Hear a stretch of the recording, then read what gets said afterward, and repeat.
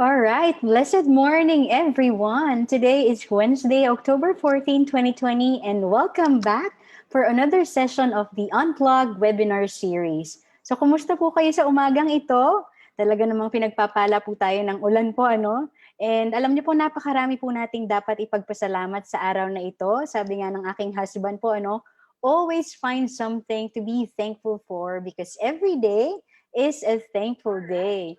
Isa na po dyan ang pagbabalik ng ating boses. So, we hope you guys are also having a wonderful day too. So, good morning sa lahat ng nakatutok sa ating programa sa umagang ito. Sa ating mga ka-unplug, kumusta na po kayo? Sino po dito yung present, ever present po, simula session 1? Sige nga, comment down below po sa ating comment section.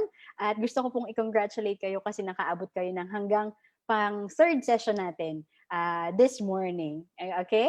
All right, again, we are sending virtual hugs to everyone, to students, professors, teachers, reps, at saka sa mga staff po, no? Grabe, 2 buwan na lang po, malapit nang matapos ang ating semester, pero tila po parang napakahaba po ano, ng mga araw, parang di tayo naubusan ng trabaho, ng gagawin, ng mga isa-submit. At talaga namang pong nakakapagod yung mental load na dala po nito sa ating, lalo na po sa mga estudyante at guro. Kaya naman po ang hashtag Team LRC would like to help po in our own little way through our Unplugged webinar series because we believe that self-care means giving yourself permission to pause. Yes, pause.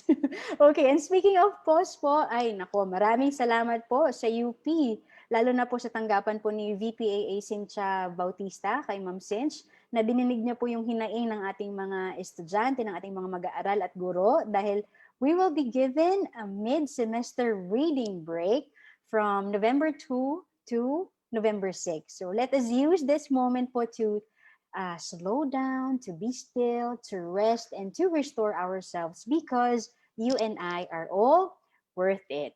All right? So sa mga early birds po natin sa FB Live, ayan, good morning, magandang umaga sa inyo pong lahat. Saan po kayo nanonood ng ating session? Please let us know. Comment them down below po sa ating comment section box. At syempre, kung wala pa po ang ating mga friendships, mga classmates and workmates, tawagin na po natin sila. Let's take a break together. Kaya naman po, itag nyo na po sila sa ating FB Live. And of course, i-share din po natin yung ating video para to share din po yung good vibes this morning. Lalong-lalo na po sa mga kasamahan natin na alam natin kailangan mag-relax at mag-recharge. And as of this morning po, meron po tayong 953 registered participants. Again, thank you so much po for taking interest in this webinar series. All right? So I hope on board na po tayong lahat. Time check po, it's 10:04 in the morning and welcome to Unplug. Relax, de-stress, and recharge using non-digital activities webinar series. And we are on our 4th session entitled Plant Therapy, Learn How to Grow Succulents to Relax and Recharge. Ayan. Taas po ang kamay ng mga plantito at plantita dyan. Sige nga, patingin nga po. At taas din po ang kamay ng mga napakahilig maghalaman, lalo na po ng mga cactus. May cactus po tayo at succulents dito. But for some reason po, hindi natin mabuhay-buhay yung ating mga halaman. No? Nako, stay tuned in po because para sa atin po or para sa inyo talaga itong session na ito.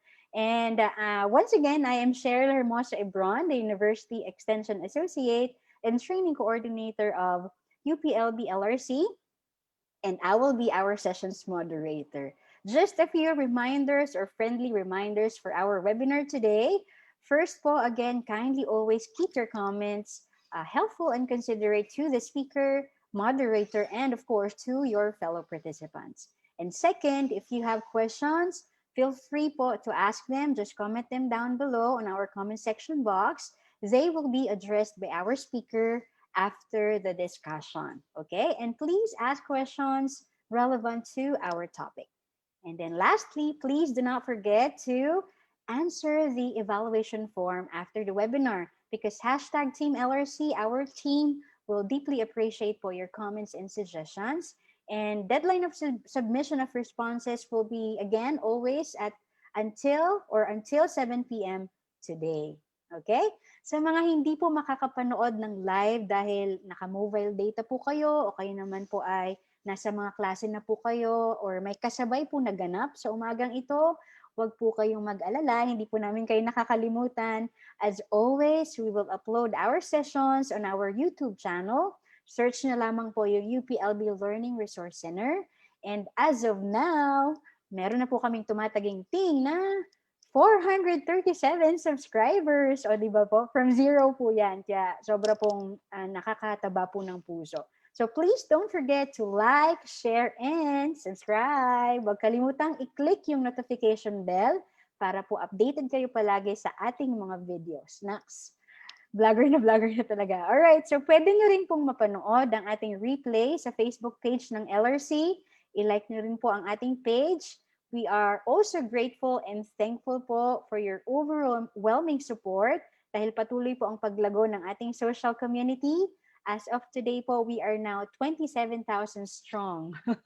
Meron na po tayong 27,000 followers sa ating Facebook page. Ayan, maraming salamat po. And of course, gamitin nyo rin po ang ating official hashtag ng ating webinar series, which is #Unplugged, para madali po nating makita ang ating mga videos at mga resources using that hashtag. Alright, so Jay na ba kayo ulit mga ka-unplug? Jay na ba? Handa na ba tayong maging plantitos or plantitas? Of course, yes. Dahil dyan, simulan na po natin ang ating session sa umagang ito sa isang short energizer. O, sa mga expert na po dyan mag-menti ha, kailangan pa bang i-memorize yan? You know what to do. At sa mga ngayon pa lamang po gagamit ng platform na ito, don't worry po, napakadali lamang po nito. First, you have to open a new browser or a new window and then go to www.menti.com. And of course, use our key code. Makikita nyo po yan sa inyong screen, which is 9189495. I guess it's a different one. Let me check. It should be 6181906. Let me check. Let me just share my screen para po sigurado. Ano po? Let me just share my screen so we can see it. Yung ating code. Oh, tama po. It should be 6881906. Again, the key code po is 6881906. And we have two questions here po, so please answer them. How do you express your love? So kung follower po kayo ng ating Facebook page, ng LRC, nakita nyo na po ito. Ito po ay isa sa mga naging viral po sa ating mga post. Okay? Let me also post the link para po makasunod po tayo. I-post po natin sa ating Facebook Live. Let me just post it. Hold on. Para po makita at masundan po ng mga bago pa po sa menti.com. Ayan, na-post na po natin sa ating comment section box. So, punta lamang po kayo doon and then sagutan po yung dalawang question. So, let me see kung meron na pong, ayan. We are seeing on our screen po at meron ng 6 na sumasagot. Ano po yung love language ninyo? So, yung nandyan po ay quality time. So, ginamit po natin yung coffee. Pag quality time daw, let's go get some coffee. Di ba? Yung second po ay giving gifts. Nagbibigay ng gifts. So, yung iyong love language is you give gifts like, I got you some coffee. Di ba? While yung isa po, acts of service. I made you some coffee. Yan daw po yung isang love language pa. And then yung fourth, words of affirmation. Sasabihin mo ay, your coffee is delicious. You look beautiful today. Di ba? I'm so proud of you. Yung mga words of affirmation. And then fifth is physical touch. Let me hold you like a coffee. Napaka-cheesy pala nun. Let me hold you like a coffee. Or you like some hug after a stressful day. You would just like to hug your loved one. Ayan.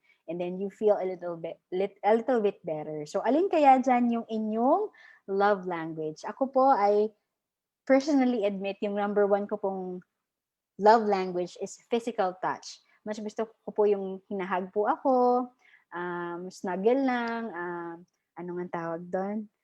yan, yakap lang, ganyan. So, mas nagiging feel love po ako pag may physical touch. Kaya po ngayong pandemic, sobrang medyo challenge kasi physical distancing. All right? We are seeing on our screen, we have 39, we have 40 na nagpa-participate. So, keep them coming. Siguro pabuti natin ng mga 50 or 60. So far po, nakikita natin ang leading ay quality time. Let's go get some coffee. And then second po ay yung acts of service. I made you some coffee. Okay? So yan po yung dalawa. 44, is that it po ba? Wala nang hahabol? Last call? Okay na? Alright, sige po. Let's move on to the next question. Okay. Ayan. Dahil plant therapy po ang ating topic, what type of plantito or plantita are you? So let us check. Meron po dyan CNS. Caculates. Cacti or cactus and succulents po yung inyong ginogrow. Yung iba naman po, ayan, indoor plants ang kinokollect. Yung pangatlo, grow your own food, mga vegetable garden, ayan, sustainable farming, organic farming. Meron naman pong flowers or orchids, and then yung sa huli po, no green thumb. Parang you attempted but to no avail. Talagang namamatay po yung inyong mga tinatanim. Meron pong isa nagsabi. So far, nakikita po natin ang leading ay, ayan talaga, ang patok na patok, mga indoor plants. Yung mga, ang gabi ay nasa 35,000. Ang isa, grabe no? Yung mga nasa tabi-tabi lang ng paligid natin ay talagang pinapasok na sa bahay. Ano? At mahal pa talaga. Ayan, leading po ang indoor plants. Next po ay grow your own food. Meron kayong sariling vegetable garden.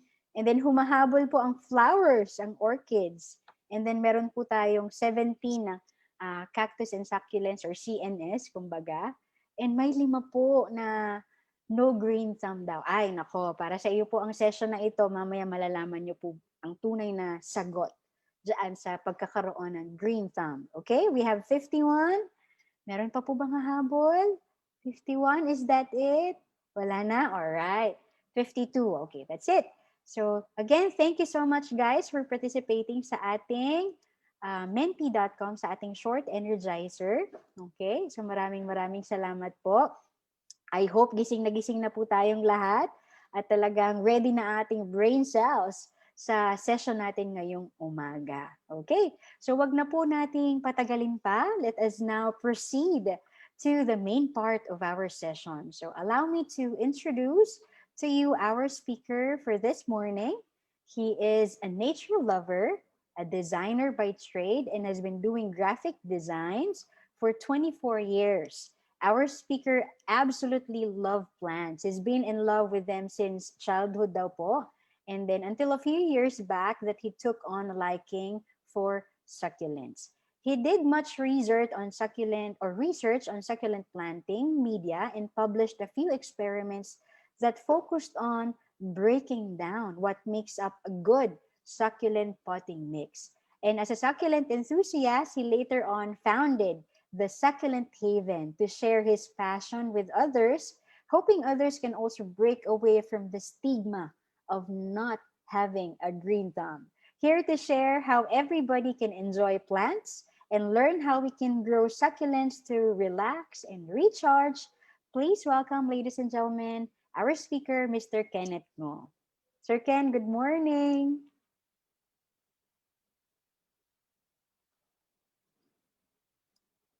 Hi, Sir Ken. Good morning po. Hello, good morning. How are you po, sir, today? Yes, I'm great this morning. How are you, Ma'am Cheryl? Great din po, sir, dahil balik na po ang ating boses. Thank you, Lord.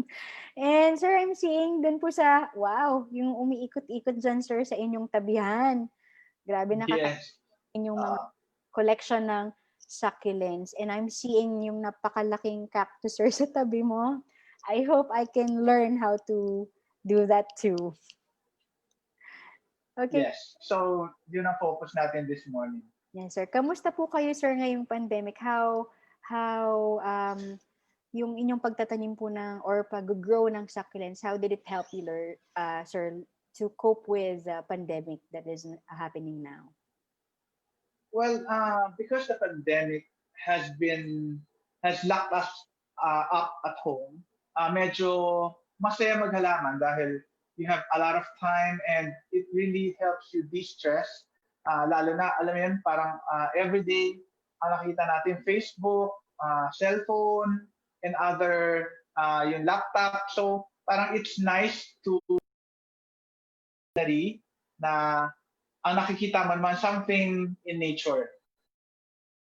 Really great for de-stressing. Okay. So I'm just curious, how many varieties po ng succulents yung na-propagate nyo na po? Medyo marami-rami na rin. Siguro about 1,000 siguro. Oh, wow. That's great, sir. So maybe wag na po na talaga nating patagalin na. So to help us learn this wonderful hobby, let's learn together with Sir Ken. So Sir Ken, you may now have the Zoom space. Okay. So before I proceed, I want to thank the esteemed members of UPLD LRC faculty for inviting me this morning to host our webinar. Welcome to part four of this four-part series called Unplugged. Today we will be discussing about plant therapy, specifically on how to grow succulents to relax and recharge. But before diving in, let me introduce myself. I'm Kenneth Ngo. You can call me Ken for short. I am a designer by trade. I've been doing graphic design for 24 years. I'm not old, okay? But time sure flies. I'm a nature lover since childhood. I like nature tripping. Madalas, I like to watch the sunset behind the mountains. I like to look at heavenly bodies. I'm also an animal lover. We have four dogs at home. I like cats, birds, turtles, and animals in nature. And then I also like catching insects back when I was still in elementary. Kaya medyo, tawag sa akin, medyo weird. And pero at night, I am nothing but a sweet lover, but a lover nonetheless. So anyway, why did I uh, like CNS or succulents? Well, if you notice, professional life can be very, very stressful. In my career as a designer, I've multiple bouts with burnout. Pagka nag-work tayo tuloy-tuloy from the office or from home, lalo na dito sa pandemic na to, medyo nakaka-stress out. We don't have a wall between our professional life and our private life anymore. So that can very quickly stress and frustrate us. So what did I do? I turned to plant therapy. Uh, and this helped me fight burnout from work. And when we repot, when I have to carry bags and bags of stones, it's great exercise, stress reliever siya, good vibes. Siyempre, pag nakita natin yung mga plants natin, it's always good vibes and no politics. They don't talk back to us. That's the best thing about plants. They don't talk back. So a few years back, when I was beginning, a friend gave me this Bractoveria Fredives from Benguet. It was a very beautiful rosette of a plant, and it came with a uh, black bag, black seedling bag. Uh, and little did I know that this will be the start of a life-changing series of events. Sa Tagalog, bisyo na to. So my friend told me to repot it using Benguet soil. Kasi nga naman, galing siyang Benguet. So I did what I was told and I removed the plant with the soil from the seedling bag whole. And then I potted it in a squarish pot and filled it with Benguet soil. and I watered it generously with all the love in the world. And why not? Watering is love, right? So guess what? After over a week, uh, it turned into mash, and nalusaw siya. And that was my first ever plant death in recorded history. So I was devastated. It was depressing. And because of that experience, uh, I started my journey in this long, never ending road into the world of succulents. And then I started doing a lot of research. I spent a lot of time, money, uh, doing things that only kids will do. Experiment, experiment, experiment. But at the end of it all, I learned how to properly take care of succulents. So I learned the basic care for succulents. I learned water therapy. I learned the proper media for succulents and succulent seed germination as well as seedling growth. And then that's basically how I got into this entire thing. So before we dive in to actually how to take care of succulents, let's first define a few things. Okay. So first, let's define what a succulent is. Okay. So what is a succulent? A succulent is a plant that has modified uh, leaves, stems, and other tissues to store water to combat drought. For example, yung mga cactus and yung mga euphorbia, they have uh, succulent bodies. When we say succulent, it means that their bodies are bloated or filled with fluid. It doesn't necessarily mean that the fluid is water.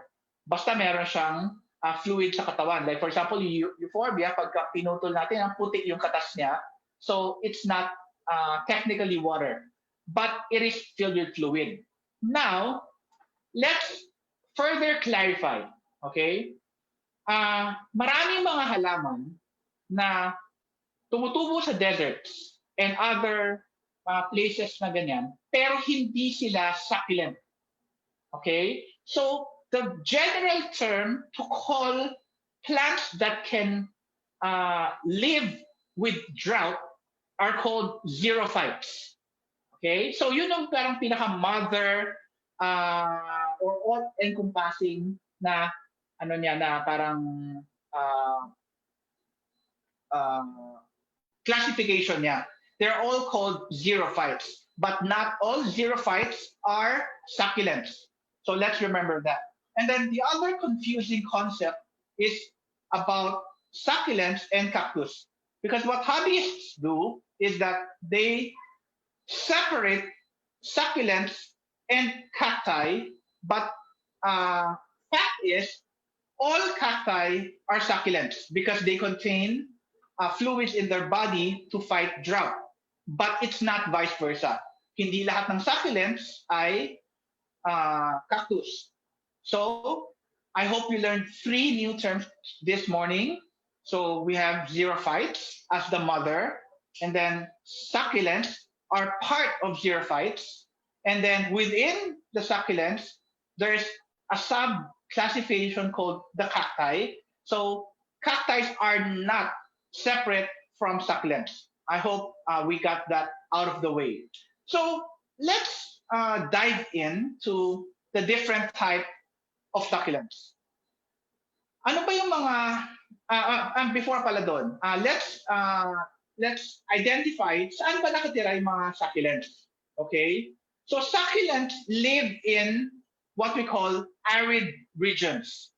So what are arid regions? When we say arid region, they are usually places located above or below the tropics that are in the temperate zone. So, ibig sabihin nun, meron silang usually 4 seasons. Pero hindi porket may 4 seasons ay automatically arid region. They are usually places characterized by very low to no rainfall at all. Ibig sabihin, madalas sa isang taon, hindi nila napupuno ang isang baso ng tubig. Some places have totally no rainfall. So what are some of these places? So some of these are cliffs, yung gilid ng bundok, di ba? Deserts like the Gobi Desert, the Sonoran Desert, Atacama Desert, and Sahara. For example, the Atacama Desert has less than 1 millimeter of rain per year, and in some places they don't experience rain at all throughout the year. So ganun uh, kakonti yung tubig na pumupunta doon. And the reason for that is because usually these arid regions have mountain ranges on either side. Pwede nasa left, right, up, down. Pero ang point doon is, nakakarangan nila yung rain clouds from getting to those places. Kaya ang nangyari, nagiging arid sila. Okay? So for example, yung Atacama, on one side, they have the Andes Mountains. So talagang nakaharangan sila.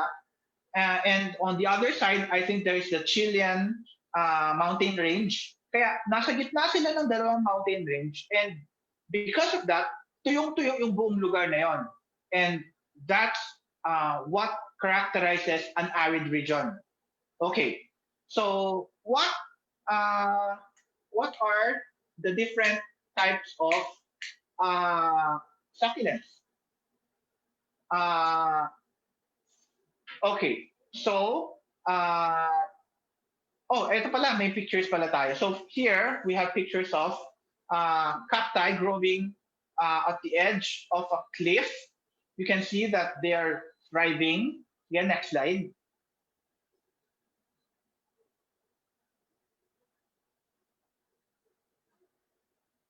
Next slide po tayo. Okay, so here is a fairy cactus in the desert. And you can clearly see this is another fairy cactus.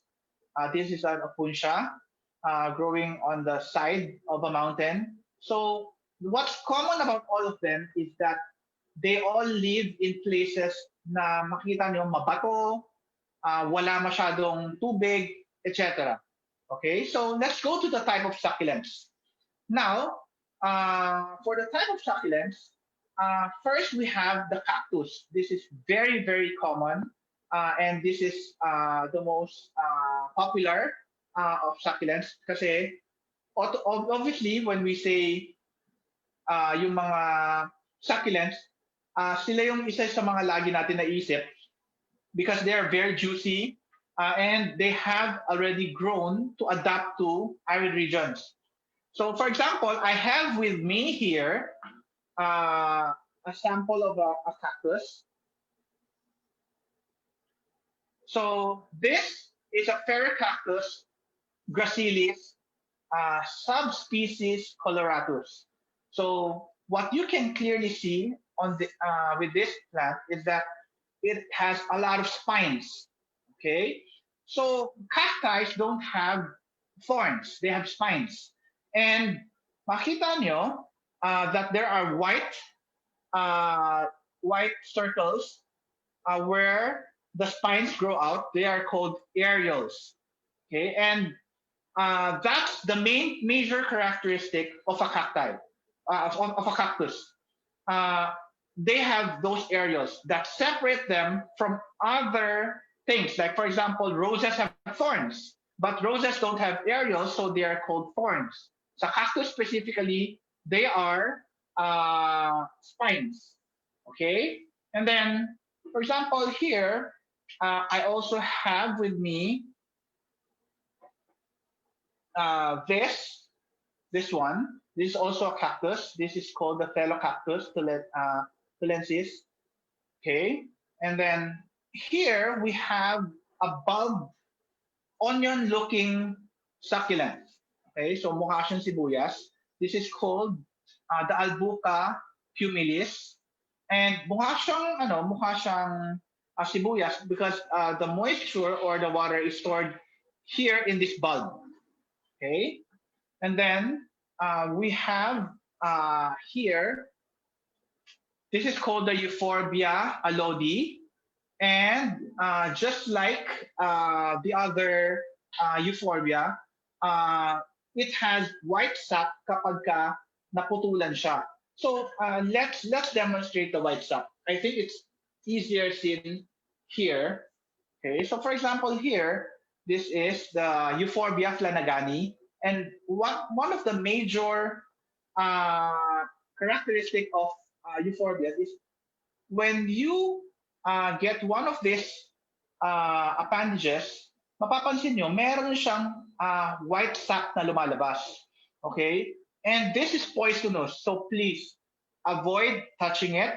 And please make sure to wash your hands kung nakahawak kayo ng ganyan para maiwasan natin na magkaroon ng allergic reaction and other stuff.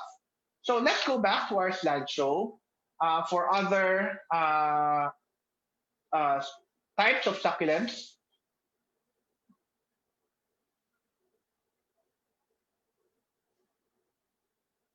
Okay, so here we have Euphorbia obesa symmetrica. So this looks like a baseball, and that's a very unique characteristic of this particular succulent. Okay, next we have the Haworthia. So this is also a very popular succulent. This is actually a, a very specialized plant because um, if you will notice on top, it has leaves that have pointed pointed leaves on top. They have what we call windows, okay? Because what they usually do is they are burrowed or nakabaon sila sa ilalim ng lupa. So, ang naka-expose lang is yung top area na yan. So, that top area is where light goes into the plant para mag-photosynthesis sila. Okay? So, next.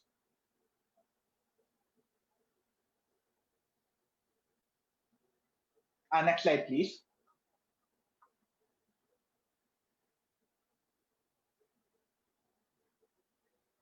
Okay, so here is one of those succulents that are mistaken for cactus. Yung mga big that was called the Euphorbia ingens. Here we have the Echeveria lawii. Okay, and this is also growing from the edge of the mountain here. So anyway, let's move forward.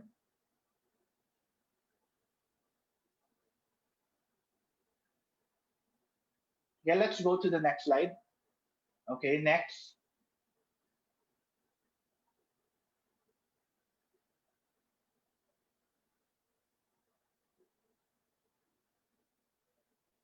Sige, next slide na tayo.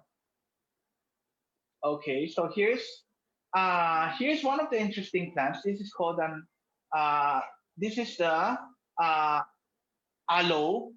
Okay, so there are two very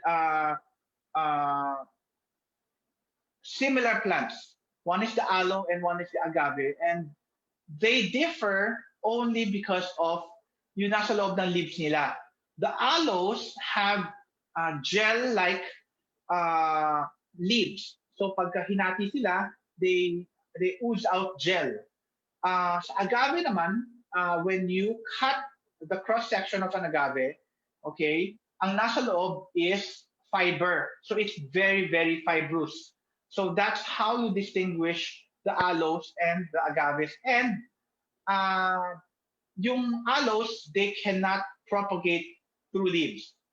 Okay? The agave, that's an aloe vera. Yes, that's an aloe vera. And the agave can also not propagate from leaves. Okay? Uh, next slide. Okay, so here we have what you call Dinteranthus, uh, and this looks like a small sperm. Okay, I think this is the Dinteranthus microsperma, and it is in the family called Izoacea, uh, called ice plants. Andyan yung mga leaf ops, yan, yung Dinteranthus, Alenopsis, etc. Yung mga Titanopsis. So yung mga yan, medyo mahirap na alagaan kasi they require through winter. True winter means talagang 4 seasons, with snow, etc., etc. And that's what we don't have in the Philippines. So if you want to take care of plants like this, you can, but don't expect them to live very long because they need to go dormant during winter months. Eh, wala tayong winter, so they won't go dormant, kaya mapapadali yung buhay nila. Okay, next slide.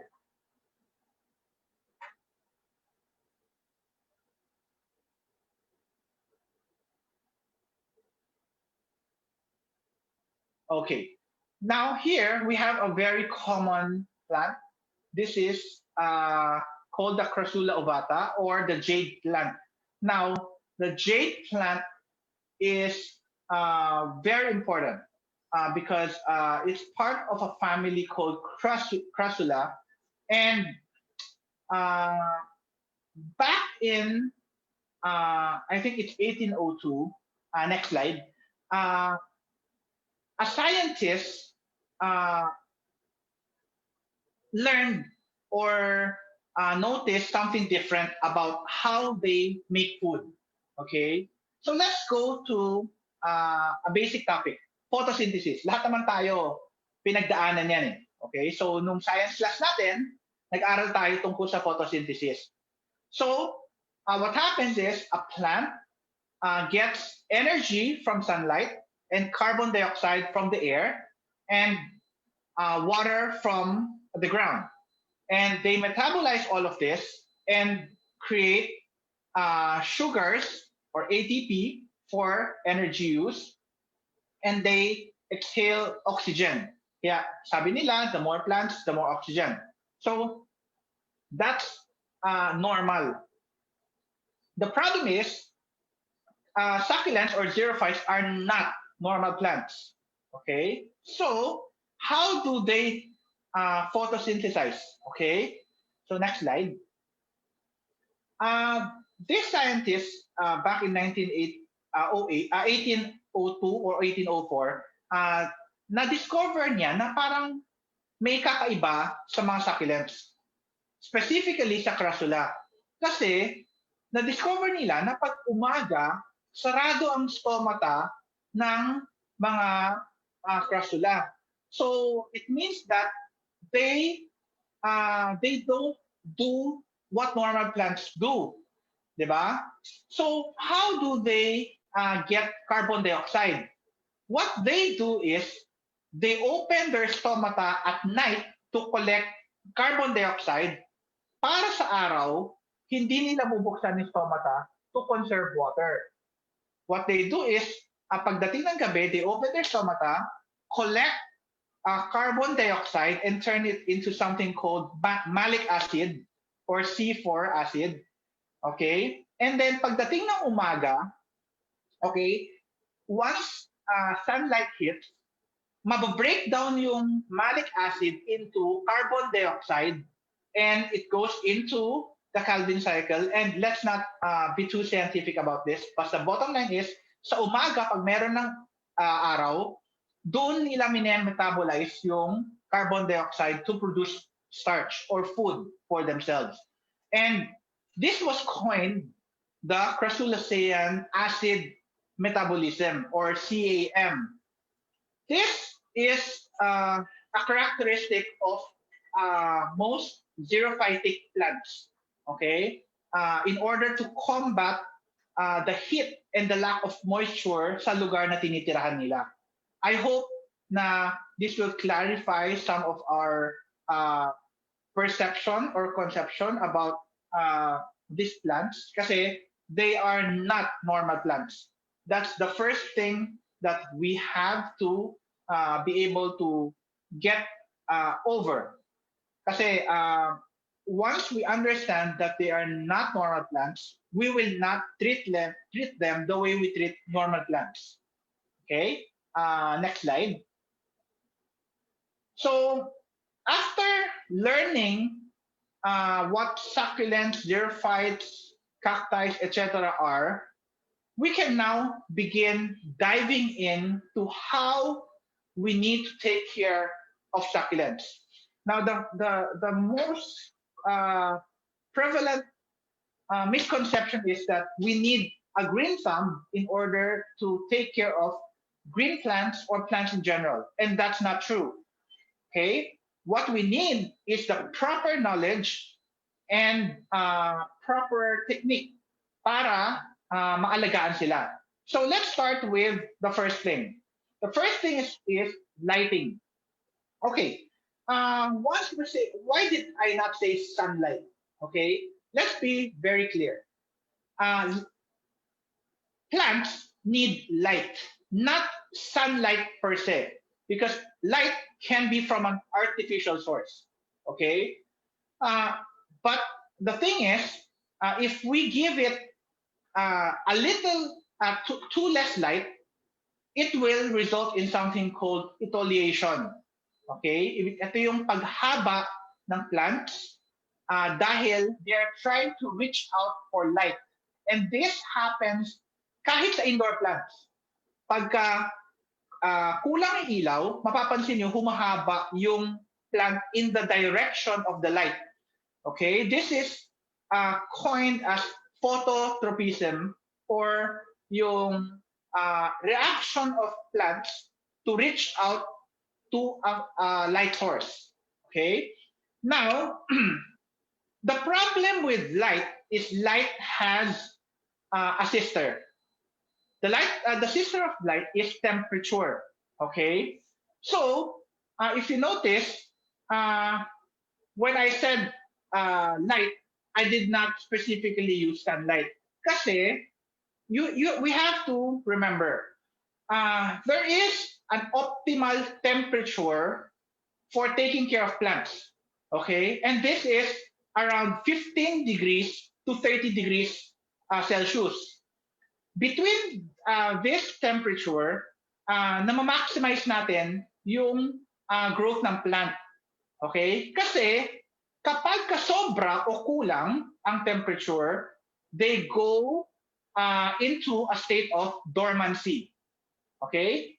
So, what exactly is dormancy?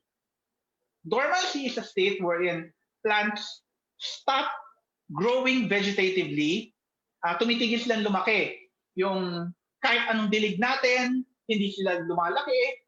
Tapos yung iba naman, nalulusaw kasi ayaw nilang lumaki kapag hindi sila komportable. Parang tayo, kapag bilad tayo sa araw, parang ayaw rin natin kumilos. O kaya pag sobrang lamig, gusto natin na nasa loob lang tayo ng kumot. Ganon din mga halaman. Kapag yung temperature is far above 30 degrees, like for example, pag summer natin, dito sa Las Piñas, where I live, umaabot kami dati ng 44 degrees Celsius, which is well within desert temperature. Okay? And sa ganyan kainit, yung halaman, nagdodormant. Tumitigil silang lumaki. They stop producing new roots. They go into a state of shock. Tapos, tumitigil sila and they stop growing in general. Pagdating naman sa ibang mga lugar na may four seasons, when the temperature drops below 15 degrees, for many, not all, okay? Like for example, ang golden barrel, it goes dormant at I think 13 degrees Celsius. So pag ang golden barrel nasa 13 degrees or below, it stops producing roots, it stops growing, and it goes into a period of rest. Okay? And this is something that we have to consider pag nag-aalaga tayo ng succulents. Okay? Kasi what most people do is pag summer, dahil mainit, didiligan natin ng didiligan ng halaman thinking that summer mainit, so kailangan nila malamigan. So what we do is we keep on watering them, and the temperature is well above what they are comfortable with. So dahil hindi nag-grow yung plant, nabubulok yung roots. Pag nabulok yung roots, ang mangyari niyan is mabubulok yung halaman. So that's something that we have to understand. Light and temperature, they are both hand in hand. Now, the question is, ano naman ang solution?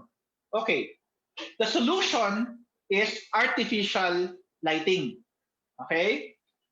Uh, for those plants that are called true desert cacti, okay, or true desert plants, they don't need artificial lighting because they can withstand temperatures well above 30 degrees. Like for example, yung ferrocactus.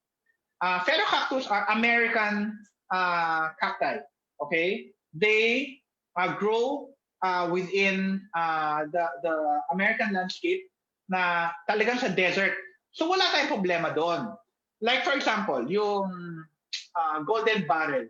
Yung tunay na golden barrel, they can withstand temperatures of up to I think 38 degrees. Pero those are real golden barrels from the desert. Unfortunately, uh, most of our golden barrels come from nurseries. So what happens is in nurseries, they are inside what we call greenhouses.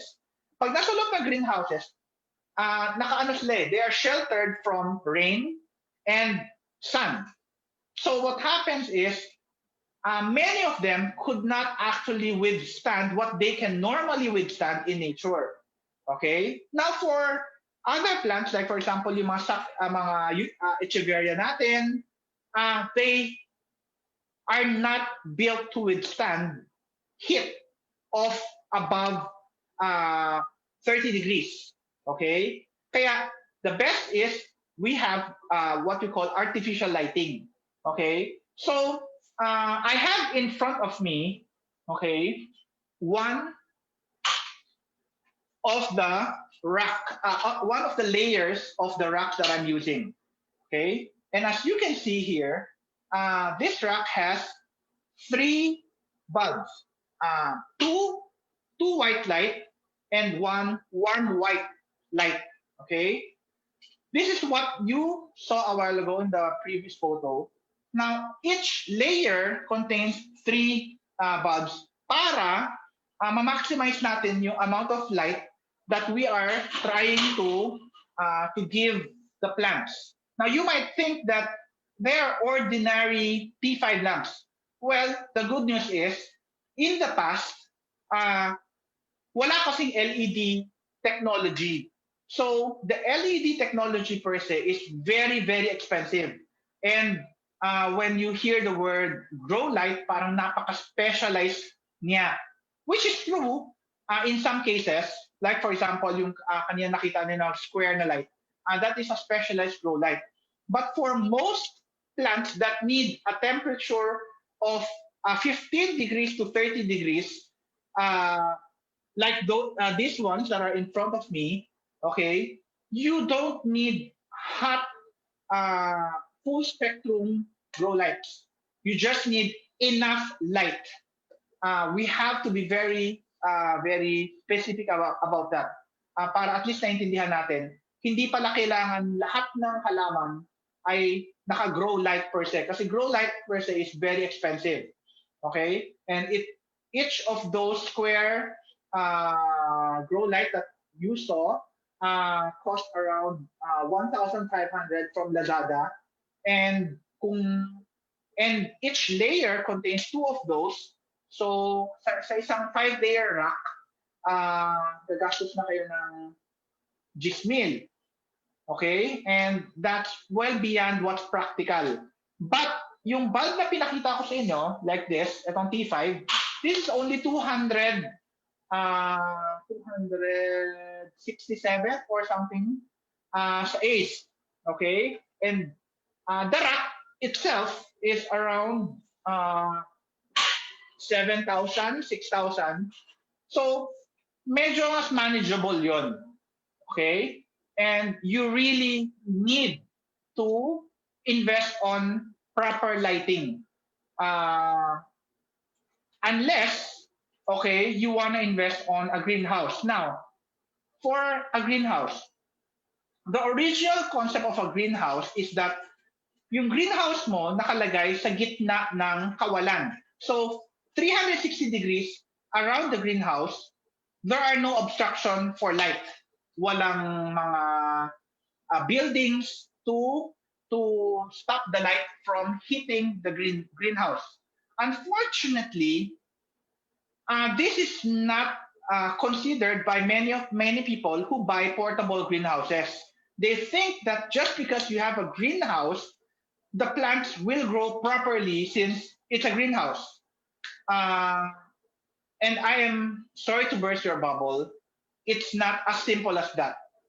The greenhouse was built to protect the plants from direct sunlight by using UV coated films para to resist yung UV rays. Okay? The problem is uh, most of us have greenhouses that are obstructed in at least one side. Uh, so maybe nakadikit yun doon sa side ng ano natin sa ng bahay natin, and obviously the sun cannot give its full potential dun sa greenhouse. So in spite na may greenhouse tayo, hindi natin nabibigay yung enough lighting para dun sa mga plants natin, and it results in elongated plants. Okay? So I hope that sheds some light on lighting, pun intended. Okay? And then let's go to our next topic. Okay?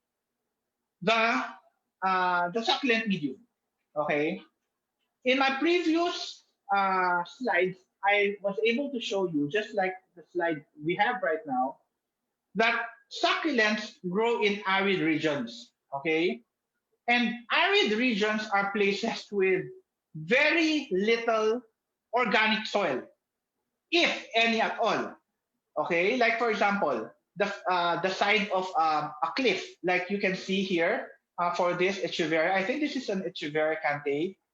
Uh, Tumutubo sila mismo sa bato. Okay, and they have long roots that search for moisture.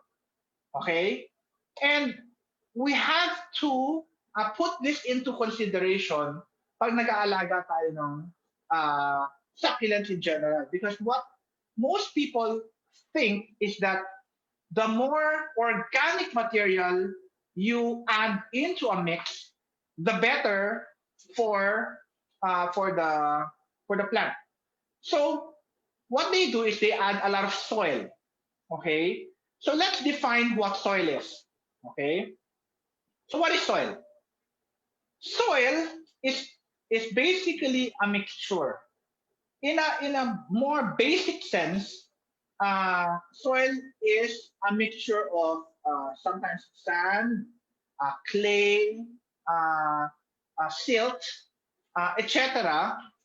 And sometimes it contains things like manure, urine, bacteria, uh, fungus, uh, uh, siguro may mga ringworm, and other stuff that we don't need para sa sarili natin and sa halaman natin. And if you notice, in nature, itong mga succulents na to, they don't naturally grow in rich soil. They actually grow in soil na medyo pangit. Okay? So, ano ba yung klase ng soil na sikat ngayon? Ang pinakasikat ngayon is loam soil. Loam soil is a combination of sand, clay, and silt, and humus na pinaghalo-halo. Kaya very rich siya. The problem is succulents cannot thrive in rich soil. Why? Because there are properties that we have to consider para sa medium ng isang succulent. So, what are the characteristics of a good succulent potting mix. Okay? Next slide, please. So, for example, here we have a golden barrel. Uh, this is a very hot debate recently because many people have been buying golden barrels left and right. And uh, the debate is that golden barrels thrive in uh, very rich soil, high in moisture. Uh, the the good news is that can work in a controlled environment. Like for example, in a greenhouse, pwede mo sigurong damihan yung yung soil kasi hindi naman nauulanan yon. Pero for most people na walang greenhouse, that's very very disastrous and problematic. Okay? Next slide. So, what are the properties of a medium for xerophytes? Okay?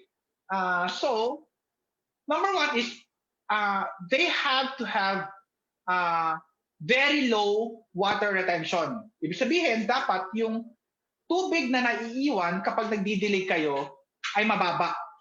The problem with soil is that dahil pino siya, kapag ka nagdilig kayo, matagal matuyo yung soil. And this is very important kasi we are entering the season of La Nina. Okay? And just like El Nino, which lasted for 2 years, La Nina is not called La Nina because it goes away immediately. La Nina means that there will be a long period of rain for, let's say, at least a year. Kaya tuloy-tuloy yung ulan natin starting from the end of September as forecasted by Pagasa, and it will last for a long period of time. So we will encounter rainfall madalas every week for a long period of time. And this is problematic for those that use soil-based media kasi matagal matuyo ang soil. And kung tuloy-tuloy ang ulan, hindi siya matutuyo. And pag hindi matutuyo ang soil, what happens is mabubulok yung ugat at mamamatay yung halaman. Okay? So we have to make sure that the mix that we use has very low water retention. Next, another very important thing about succulent growing media is that it has to have very, very good aeration. Ibig sabihin nun, dapat mahangin around the roots. Maraming daluyan ng air. And that is because even though we might want to think that the roots do not need to breathe, they actually need to. They need a period na natutuyo sila. Okay? Because para mag-grow yung roots, kailangan they go through something called hydrotropism, or it is the reaction of the roots to grow towards moisture. Now, kapag laging basa yung soil, they don't grow roots because they don't need to. Diba? Kasi laging available yung tubig. The problem is the roots of succulents are not made to withstand a lot of moisture. So, hindi na sila tutubo, tapos mabubulok pa sila dahil babad sila sa tubig. Okay? Now, the third characteristic of a good succulent medium is that it should be very fast draining. When we say fast draining, ibig sabihin, pag nagdilig kayo, almost instantly, it will drain out of the bottom of the pot. Okay? So, in order for that to happen, dapat two things. Yung mismo medium nyo, hindi masyadong kinakapitan ng tubig. And secondly, dapat may butas yung paso.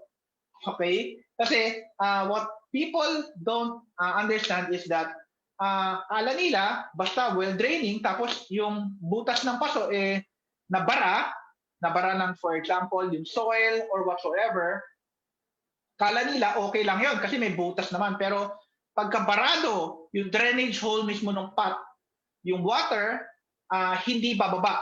And pag hindi bumaba yung tubig, mag-waterlog and mabubulok yung roots. Okay, I hope these three things will be your guideline for what kind of medium you will use moving forward pagdating sa mga succulents. So, next slide tayo.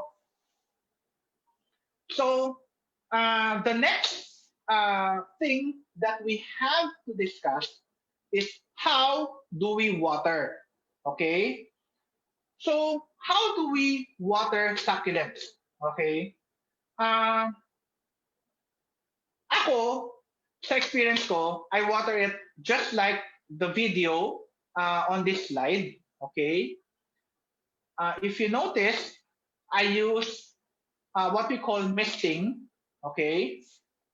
So what happened is, I mixed the medium generously until water drains out of the hole at the bottom. Yes, that pot has a drainage hole, and you can see it on the video. May drainage hole siya, binutasan yan. Okay? Uh, and you can see that water uh, instantaneously drips down and out through the drainage hole. Hindi ko tinitipid yung pagdidilig. But the problem here about watering is that kailangan i-consider nyo kung gaano siya katagal matuyo after watering. Kasi when we water, ideally, what we want is na matuyo muna yung medium bago tayo magdilig ulit para naturally mag-grow yung roots. Kasi once natutuyo sila, automatically roots will grow longer and longer. Hindi sila tinatamad. Okay? So, what I did was, I tried to look for a solution na magiging indicator ng tubig. Okay? And that's the black granules na nakikita nyo where the plants are actually planted in. Okay? It's called granularized volcanic soil. So those black things are actually my moisture indicator. Okay? So, for example, here in front of me, okay, I want to show you what the medium looks like when it is wet. Okay? So when it is wet, like for example, here, this is Tephrococcus geometricus. Okay? Mapapansin nyo, the top medium is wet. Okay? You can see it's black. Okay? So, basa pa siya. I misted this last night. Okay? And it's black. But when it's dry, like for example this one, okay, it becomes light brown. So to put it in comparison, ayan, you can clearly see that the wet GVS or granularized volcanic soil is black when wet and light brown when dry. So that makes it very easy for me to identify kung oras na para diligan ko yung specific pot na yon. But what I do further is that I wait for most of the pot na maging light brown na yung aking GVS bago ko dinidiligan para mas ma-enhance ko yung root development. Kasi yun naman ang essence na kaya tayo nagdidilig is para ma-absorb ng roots yung moisture and yung nutrients na nasa medium. Pero hindi nila magagawa yun kung wala tayong healthy roots. Okay? So, before we dive any further, let's go to the next slide. Okay, fertilizer. This is a very hot debate right now because, as I mentioned, for most people, we treat succulents like they are ornamental plants that grow overnight. Okay? And they're not. Okay? I want to put this out there on the record na succulents were never meant to be fast growing. They were meant to grow slowly over time, and that's why uh, it gives us the chance na ma-appreciate sila more because of the amount of care that we have to give them uh, in order to grow them. But when I say the amount of care, I do not mean daily watering, as I just previously mentioned. I don't water every day, and this is perfect for those na may hectic na schedule because you just need to water them once a week, maybe once every 5 days, maybe once every 10 days, depending on the humidity. Okay, so what people do is they they use something called fertilizers para to enhance the growth of the plants. Now, ako I prefer the traditional method called uh, hard growing uh, of succulents. So what exactly is hard growing and what is AFF? Let's go to hard growing muna. When we say that you are trying to uh, grow a succulent hard, it means that we are growing them in a media in a medium that contains very very low organic substrate. Okay, if any at all. Ako, in my experience, I prefer growing them with almost no organic substrates at all. In fact, for example, this plant that I have in front of me, let's choose this one. This is a golden barrel clump. Okay, this is an induced clump. Ibig sabihin, merong nasira na katawan ng golden barrel at dahil nasira yung katawan niya, nag-produce siya ng pop. Okay? And this is the head of that uh, uh, mutilated golden barrel. Okay? So this clump, okay, is grown in almost pure inorganic substrates. Wala tong soil or organic matter uh, per se. Okay? And I think, in my own opinion, I think it's growing quite well. This was almost half the size a few months ago. Okay? And now it's growing, the spines are growing quite well. You can see that the spines are growing and developing well. You can see that the areoles are very pronounced. Makita niyo dito sa areoles nito. Okay? Yan, dyan. Makita nyo na medyo furry siya. So that's good. That's a good sign. And wala tayong ginagamit na fertilizers. I personally do not use fertilizers, and when I teach people, I discourage the use of fertilizers, whether it's Osmocote, whether it's other things. Okay, and nowadays there's a new trend. Okay, this was a trend started for ornamentals. It's called AFF. Okay, so what is AFF? AFF, or aggressive feeding fertilizer, okay, which I term aggressive force feeding, means that you use several different fertilizers to forcefully grow a succulent.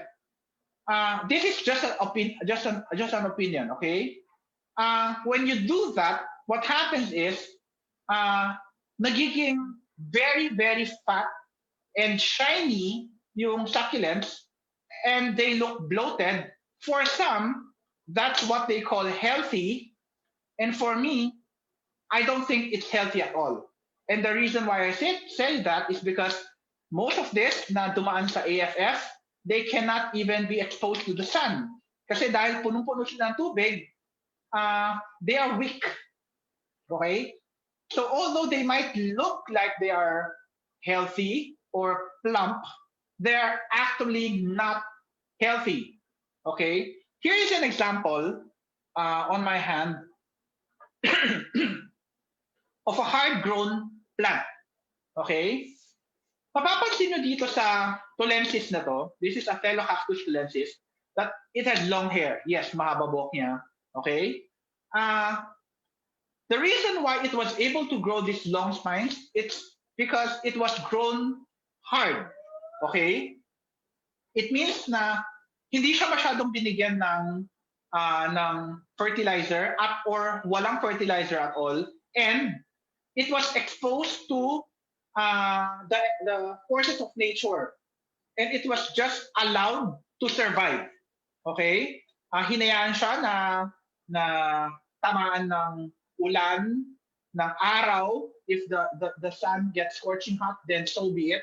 And you can clearly see that its color is not green. Okay, most fellow cactus or I think they call it strawberry cactus. Okay, are green, and this is not. Okay, and this is what defines a hard-grown cactus. They are usually uh, very wild looking.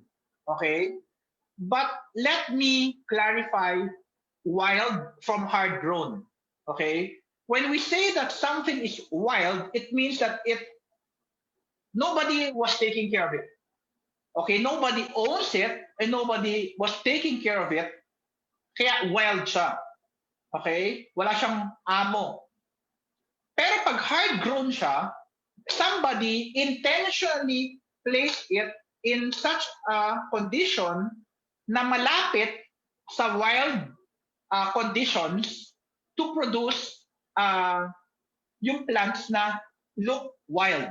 Okay? But they're not the same because one was intentional, the other was natural. Okay? So let's not confuse wild with hard grown. Okay? As the term implies, hard grown, it was grown by somebody to be hardened. Okay, I hope that clears our conception about fertilizers, aggressive feeding, etc. Will I ever try aggressive feeding for succulents? Most probably never. Okay, because my goal is always to simplify things. If you notice, throughout our discussion, I'm trying to give you hints about how simple it is to actually really care for succulents. You just need to know the proper lighting, uh, proper watering, which is not even a lot because watering once a week, once every 10 days is not a lot of watering at all. Okay, once we get our minds around that, we will now be able to start appreciating uh, how to grow them rather than focusing solely on what we have to do on a daily basis. Ako kasi, every day when I wake up, I go to the garden and I just look at them. And I just try to find kung meron bang bagong tubo, bagong ugat, etc., etc. And speaking of roots, okay, I want to share with you some of the media na available from the Succulent Haven about for succulents. Okay, so first we have what we call uh, our granularized volcanic soil. Okay, so here I have in my hand. Okay,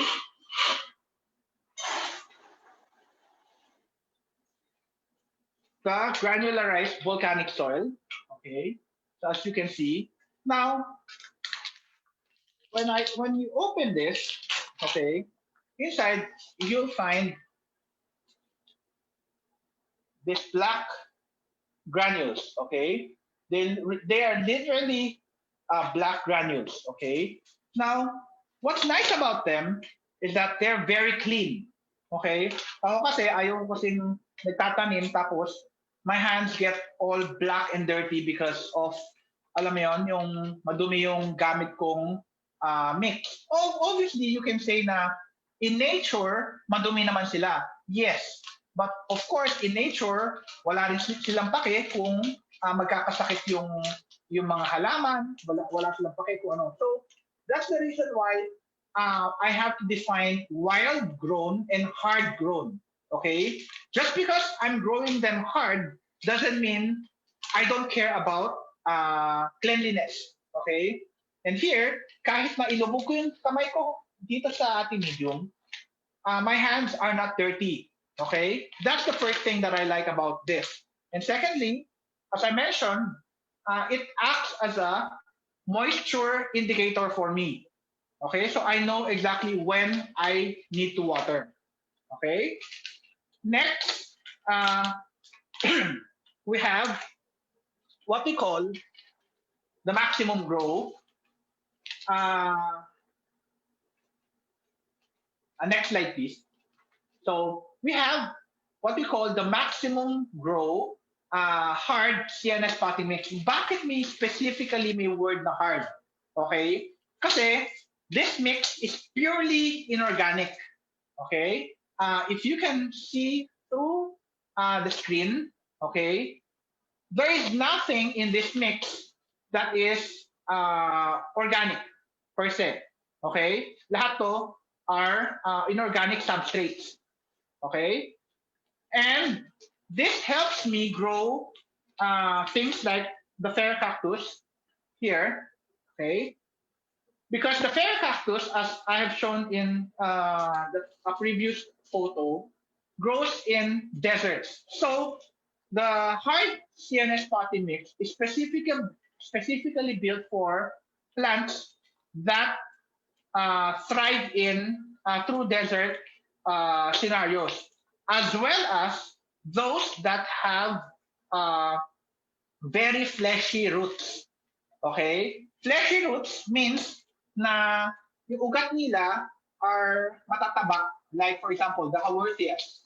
Okay? The Haworthias have roots that are thick, white, and fleshy. Okay? So this will help them grow really well. Okay? Now, the next is what we call the maximum grow soft CNS potting mix. Okay, so what's the difference between the soft variant and the hard variant?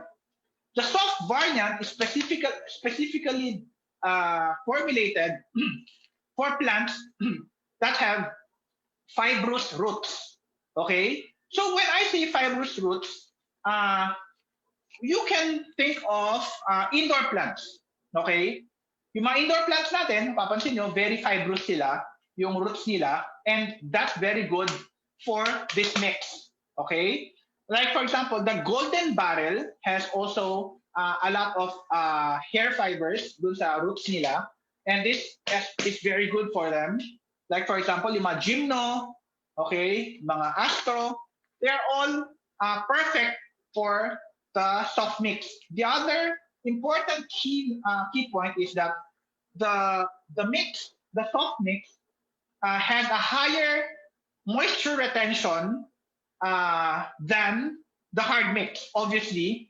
Okay, so that will allow water or moisture to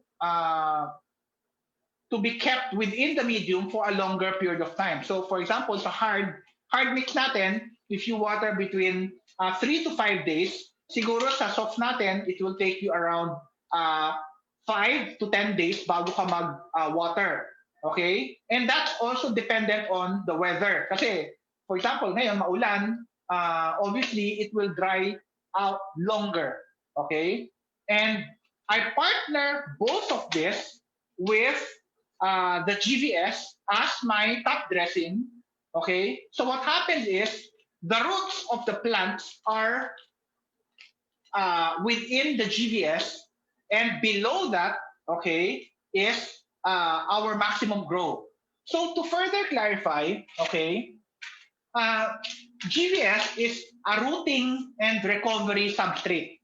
It means that kapag ka bagong bili yung halaman, okay, at medyo kailangan siyang ilipat sa tamang mix from, let's say, from Benguet soil, okay, what you will do is you have to clean the roots, okay, and then dito nyo sila itatanim, tapos sa ilalim, nandoon yung maximum grow. That way, while they are still recovering and rooting, okay, they will absorb nutrients from uh, GBS, and then once they have recovered enough and have longer roots, the roots will dive into maximum growth to continue its growth. Okay. Now, the problem with both of this is that they're a bit pricey. Okay. So what we did was we have created Super Grow Plus. Super Grow Plus is our starter package, a starter mix. Okay, for those that are new in the hobby. Okay, you can try our Super Grow Plus, which is a totally reformulated Super Grow, uh, and this contains a very well balanced mix of uh, organic and non-organic substrates. So instead of using, rice hull or ipa, we use organic ash. When we say organic ash, it means na yan yung mga, let's say, mga balat ng mga prutas, mga dahon, and other organic materials that are burned into ash and dried. Remember, it is dried before being mixed para malinis sila. Okay? So, pagka nabuksan ito, let's try to open this one. Okay?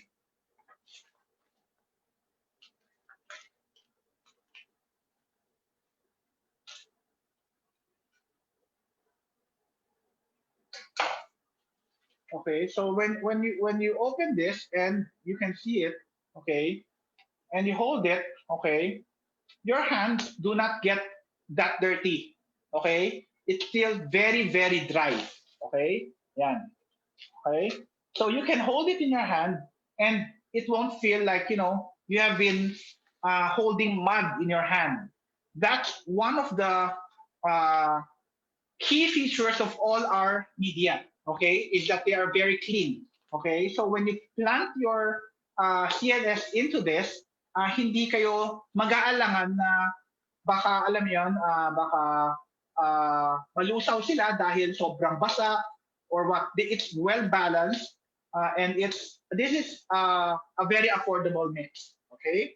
Now, for those that are growing seeds, okay, we have what we call our CNS germinate.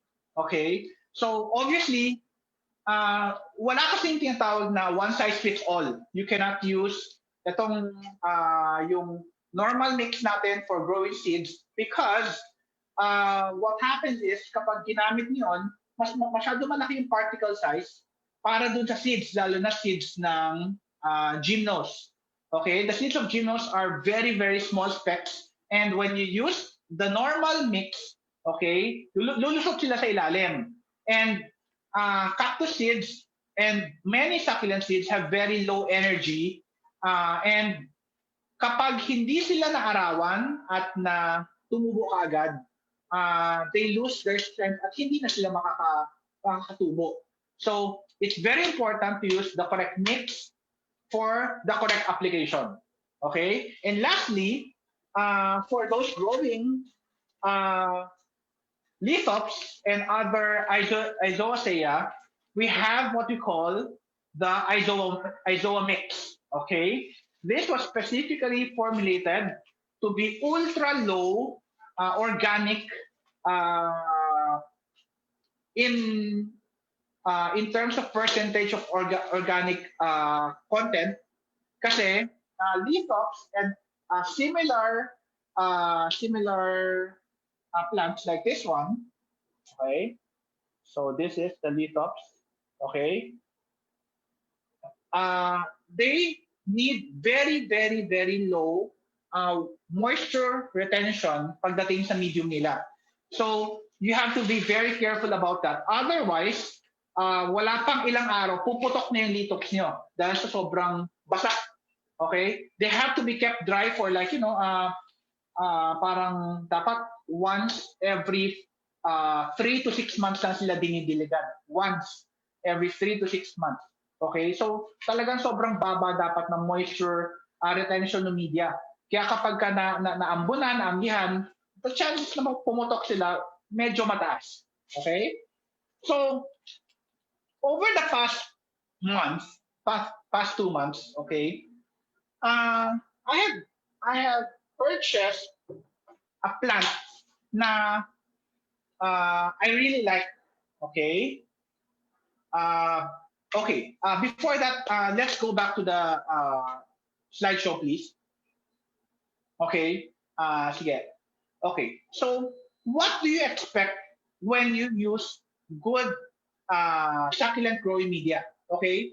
Let's not be specific na succulent haven yon. Okay. Like for example, this is a Cactus seedling. Okay. When I planted it noong August 2, okay, mapapansin nyo, very soft siyang tignan. Okay? But after almost 2 months, by September 26, mapapansin nyo, medyo ano na sila, medyo matipuno na siyang tignan. Okay? Nag-harden na siya. Okay? This was planted in the maximum grow hard mix. Okay? Sige, next slide. Okay. So this was an experiment done by a colleague. Okay. So what he did was a comparative study between root growth and seedling growth among two high-end substrates. Substrate means pure siya, walang halong pamis, walang halong scoria or anything. It's pure. So pure akadama versus pure GVS. Okay? And you can see that in the list, okay, they are more or less the same dun sa smaller seedlings. Pero dun sa larger seedling, you can see that the root development is so much better, producing also a bigger seedling. Of course, the more roots that it has, the better the seedling will develop. Okay? So you will see that before the start of the experiment, both have the roots trimmed. Okay? Wala silang roots. And then by October 12, okay, nung binunot sila, makita nyo na yan yung root development. Okay? There was a question posted wherein could it be that Akadama produces more major root system as compared to GVS? Well, this is a case-to-case basis. Okay? In my research, okay, what I noticed is that the wider the spread of the roots, the better. Number one is the better the foundation it is, okay, and secondly is mas maganda yung absorption niya kasi mas marami yung reach niya, okay. Kasi ang talagang nag-absorb is not the main root; it is the rootlets that actually absorb the nutrients, okay. So if the rootlets are not developed, then there are lesser rootlets that can absorb the nutrition from the mix, okay, or the media, and obviously that will not help in the development of the plant. Okay, next slide.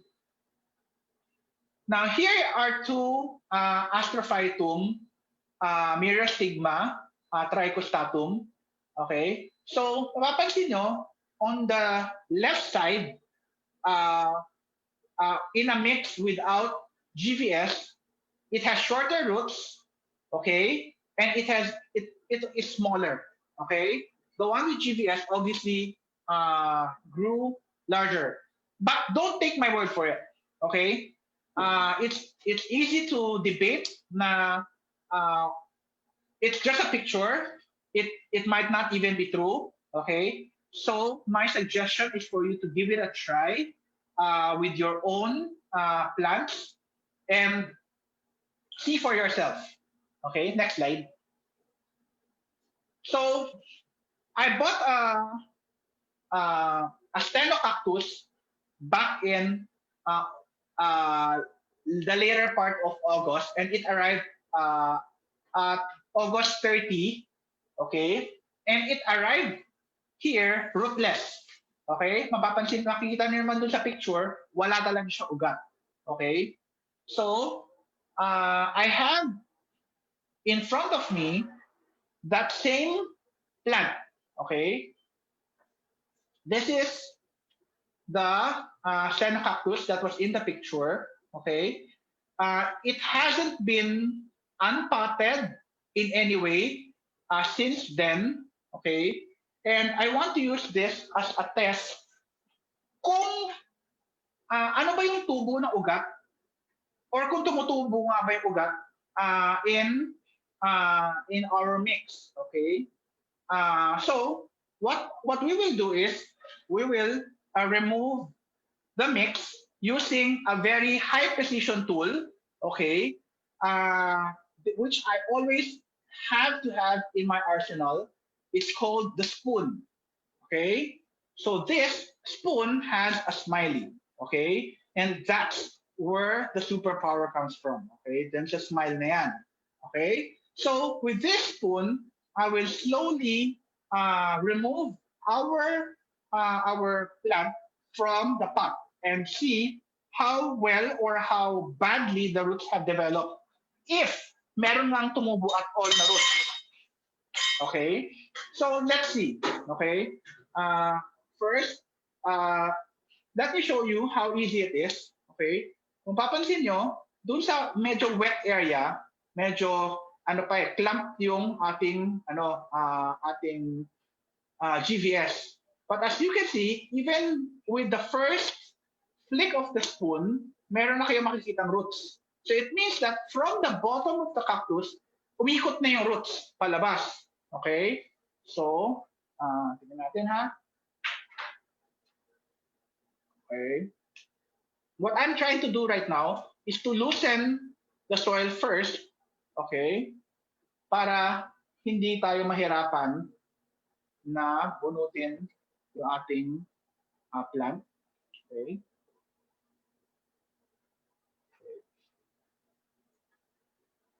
Let's give the pot a little press. And then I'll slowly pour the contents of this pot into the utility box sa ilalim. Okay?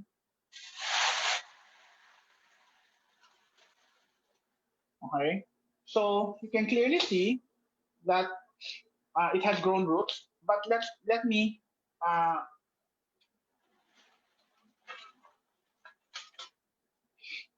so as you can see, in the 1 month or so na nakatalim siya, okay, it was able to grow quite some roots. Considering na variegated to, variegated means na marami siyang yellow, although it's not as variegated as others, okay? But usually uh, the variegated versions are harder to root than the normal ones, okay? So here you can see that using my ultra accurate um, measurement tool called the ruler. Okay, let's measure how long it is. It is around 100. Ilan ba to? Mali. So, tingnan natin ha. Yan. Okay. It is around 20 cm. Okay? At its longest point. Okay? Base dito sa ruler na to. Yan. 20 cm. Okay? So, this is why I love GBS. Okay, after unpotting it, you can just brush off the roots. Okay, the GBS from the roots like this using your hand without much uh, pressure. Okay? As simple as that. Okay? And you will see na medyo dahan-dahan, lilinis siya. Right? Let me,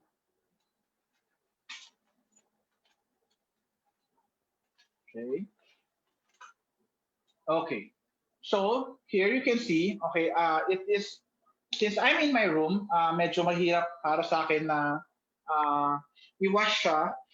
Okay, so I won't be able to wash it. But in the list, you can see that it's not as hard to clean it because we are using uh, GVS. Okay, okay, yeah. And because very, very soft and porous ang GVS, okay, hindi kayo matatakot na merong severe root damage na mangyayari. And this is how it looks like. Okay? So it was able to grow uh, a good amount of fruits in about 2 months. Okay? And that's it for this plant. Okay? Now, one of the most popular questions that we have is, paano ba talaga mag repot ng isang succulent. Okay? So, what I'm gonna do is, I'm gonna, iwan ko lang to. Okay. Okay. Okay. So, what I'm gonna do is, I'm gonna uproot this plant, okay? And then, I'm gonna repot it dito sa ating bigger pot here, okay? By removing all the contents of this pot, okay? And using a new mix, okay? So, okay. So let's start. So first, as I did with the Cactus a while ago, okay, what I will do is I will have to remove uh, the medium from the plant first. Okay? Normally, yung pag bumibili tayo, naka-seedling bag sila eh. And that's really hard because madalas, lalo na ngayon na medyo wet season, dumadating yung plants na basa yung mix or yung soil. So what we need to do is to clean the roots properly. Okay? In this case, since this is not a newly purchased plant, uh, I will not be going through that process of actually washing it, but I want to show you what are the key points. Okay? So first, let me remove the plant first. Okay?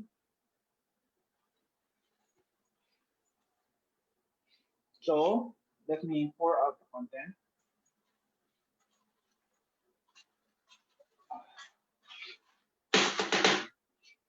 Okay. As with the other plant, you can clearly see that the roots are very developed. Okay. And medyo basa siya. Okay. Now, do not ever pot uh, a plant, a succulent na basa pa yung roots. Okay. That's a very, very, very big no-no. Okay. But fortunately for us, okay, this is just a demo. Okay, so I'm gonna be doing this only for a short period of time. After our demo later, I will have to dry these roots for like a couple of weeks. Okay, para to make sure na hindi siya masisira kasi sayang naman yung plant kung maano siya. So what we're gonna do is uh, we're gonna clean the roots first. Okay. Yeah. Okay. After cleaning the roots, what I will do is I will trim the roots. So Ito mga rootlets na to, okay, I will trim them. Okay?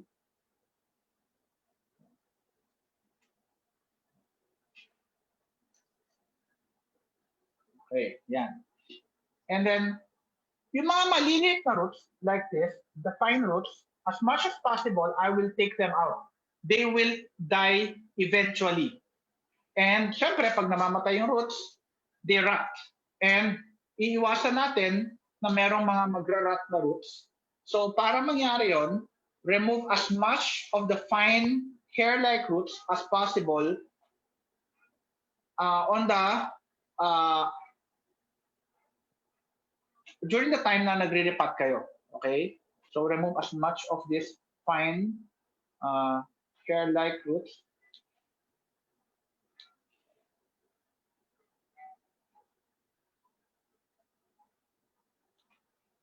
Okay. Yan. Okay. Ang ititira lang natin are the major roots. Okay? Like these ones.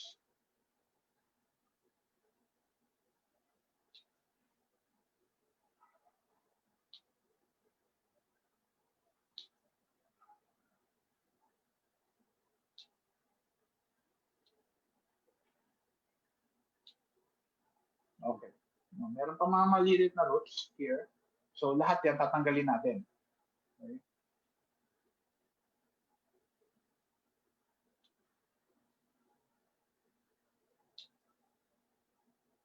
Masyadong mahaba to. I think I'm gonna cut it here. Okay.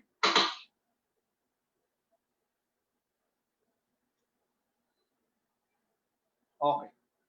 So more or less, I think I'm happy with the roots kasi ang naiwan na lang are all the major roots.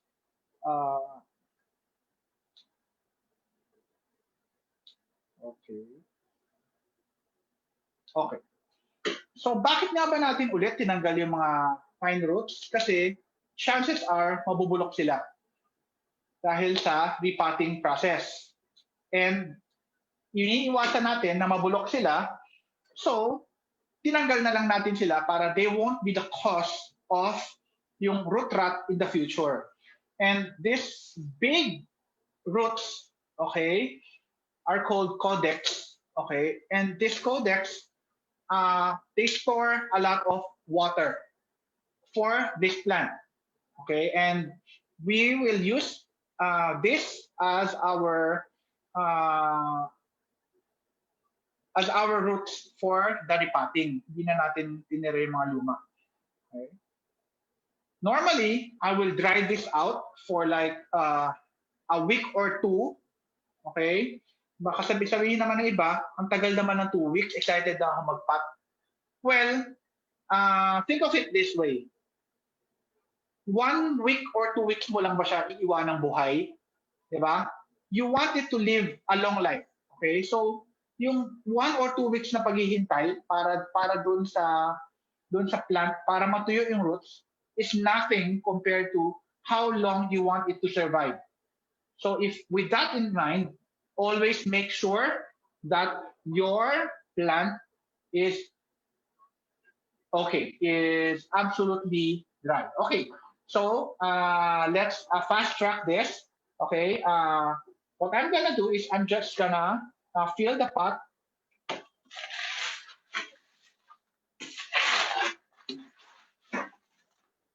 Okay, up to there, and then put the tip of the roots on there, and then fill the rest with GVS kasi yun naman yung ano natin. Okay. So,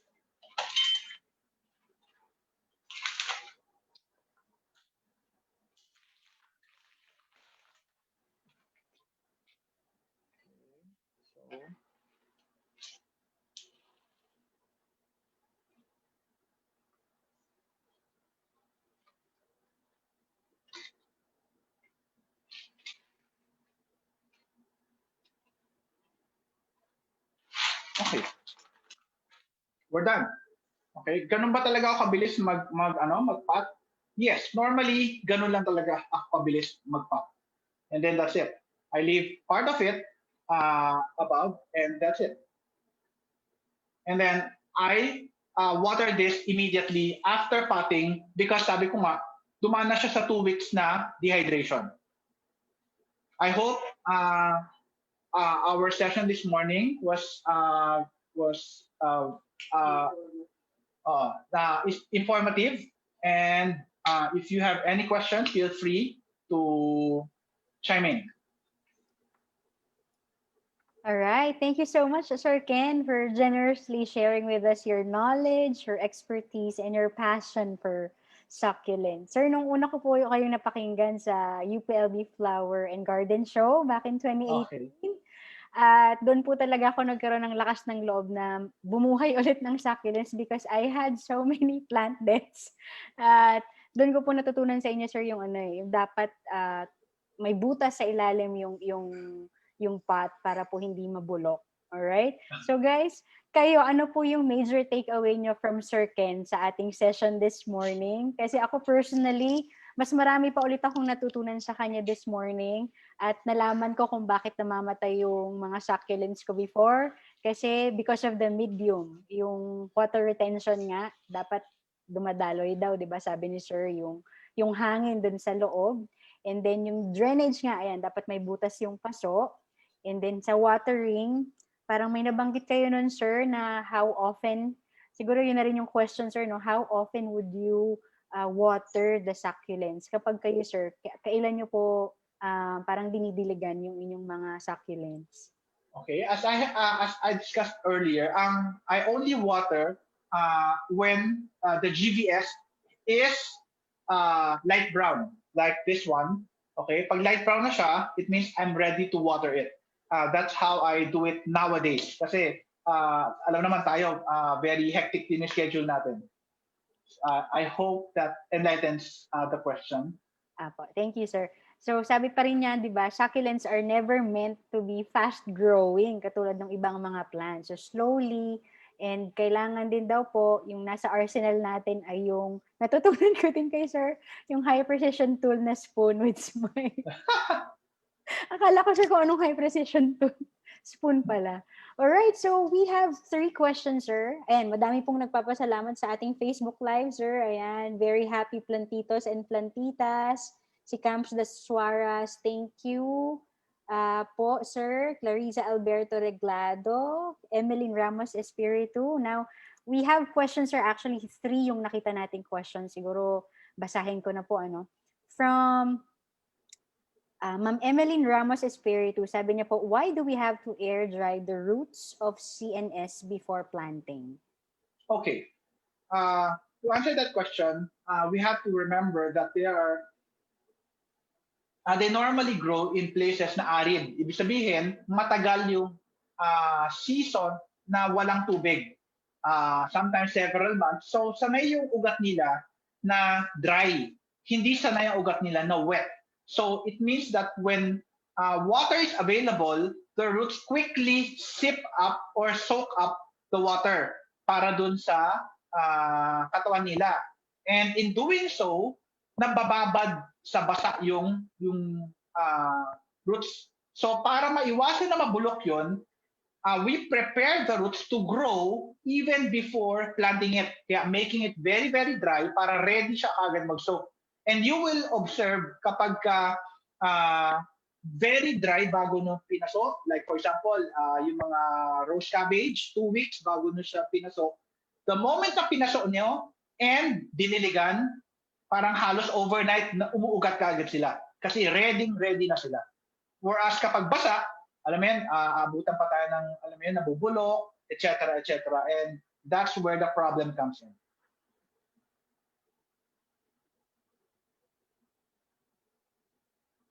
Did I answer that, Ma'am Cheryl?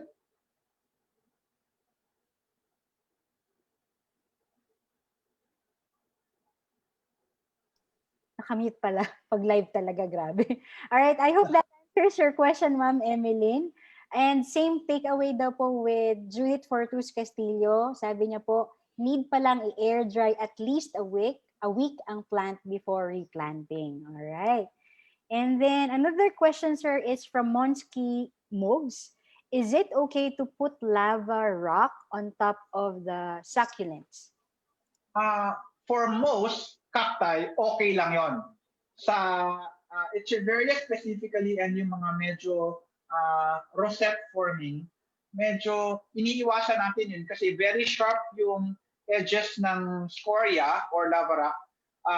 Nadadamage yung ilalim ng ating Echeveria. Like for example, I have with me here, this is an Echeveria lawiai. Okay? Mapansin mo, what I used was are smooth pebbles instead of lava rock uh, para maprotektahan yung underside ng leaves para hindi siya ma-damage kapag bumubuka yung rosette as it grows. Okay? Because if you use lava rock, what will happen is madadamage yung under na and syempre, nasisira yung itsura ng halaman. And scoria by nature is slightly acidic, which is good for nutritional value, pero hindi siya good in direct contact dun sa leaves kasi mas madali silang masira.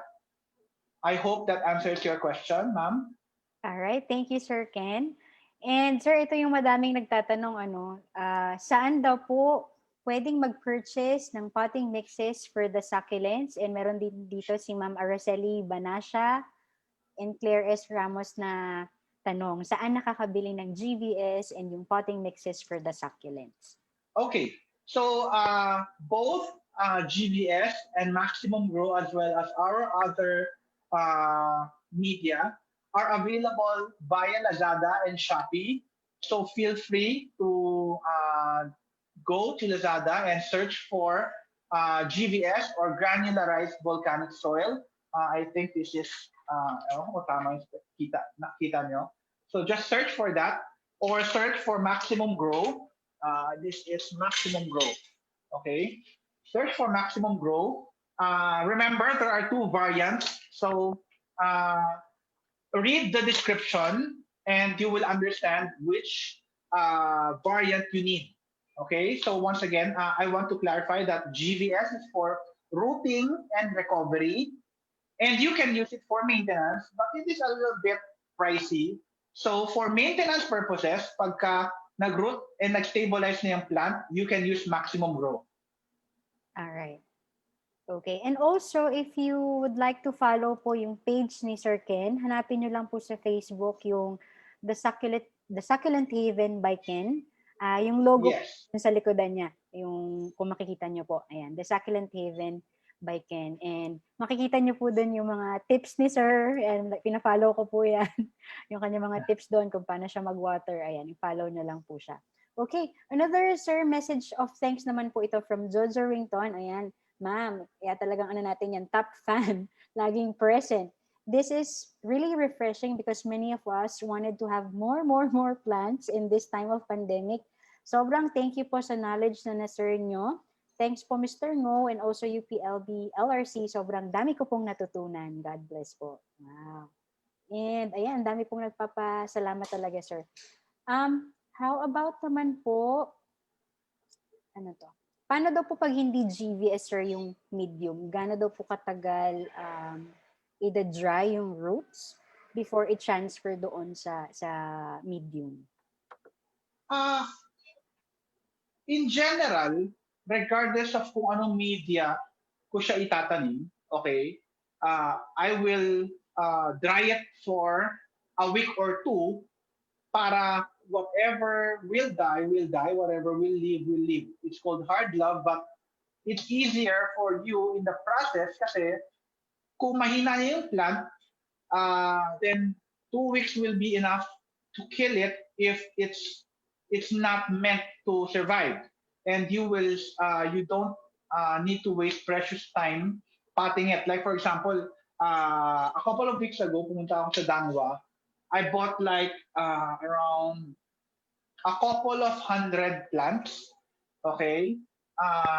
And after drying them, around 25% of them